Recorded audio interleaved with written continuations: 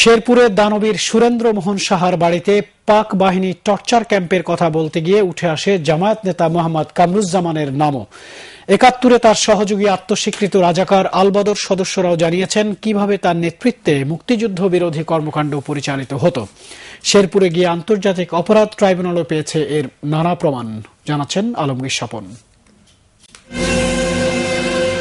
ওই কামরুজ্জামানের নেতৃত্বে সবকিছু হয়েছে। মায়ের দৌড় মুক্তিযোদ্ধা করে আন্যা যে মারছে, হিন্দু করে দৌড়ে দৌড়ে মারছে, কামরুজ্জামান ওর হেড আছে। ৭১-এ শেরপুরে যারা আলবদর বাহিনীর সদস্য ছিলেন তাদের মুখেই এখন উঠে আসছে পাক বাহিনীর সহযোগী হিসেবে জামায়াত নেতা কামরুজ্জামানের নাম।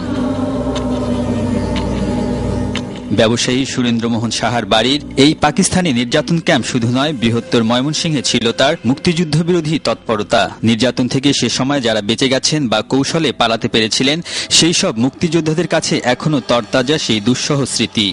বাড়ির লোকগুলি ধরে ধরে এনে এখানে টর্চারিং সেল বানাইছিল। এটা এখানে আনার পরে এদেরকে বন্দি করে রাখতো। এখান থেকে যখন মেজরিয়াল আসতো তখন কামরুজ্জামান বৈঠক করতো দোতলায়। দুজনে কথাবার্তা বলার পরে বলতো যে এদেরকে নিয়ে যাও, সেরিঘাটে নিয়ে যাও। এই সেরির ব্রিজে এই যে এই ওয়ালের কাছে ঠেকাইয়া পরে গুলি করে হত্যা করা হয়েছে কামরুজ্জামান নিজে থেকে। নির্বাচনের সময় অবশ্য জামায়াত নেতা মোহাম্মদ কামরুজ্জামান যুদ্ধাপরাধের সাথে তার জড়িত থাকার কথা অস্বীকার করেছিলেন। কোন ধরনের যুদ্ধাপরাধের সাথে আমার কোনো সংশ্লিষ্টতা নেই। তবে সে সময় তিনি অভিযোগ অস্বীকার করলেও এরই মধ্যে শেরপুর ও ময়মনসিংহ ঘুরে আন্তর্জাতিক অপরাধ ট্রাইব্যুনাল তার বিরুদ্ধে যুদ্ধাপরাধে নানা তথ্য প্রমাণ পেয়েছে বলে জানিয়েছে।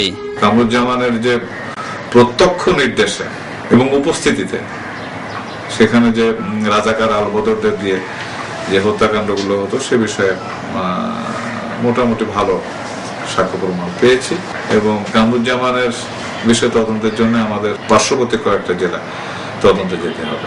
তদন্ত কর্মকর্তা জানান, কারাগারে আটক কামরুজ্জামানের বিরুদ্ধে যেসব তথ্য প্রমাণ পাওয়া গেছে তাতে তাকে বিচারের মুখোমুখি করা সম্ভব।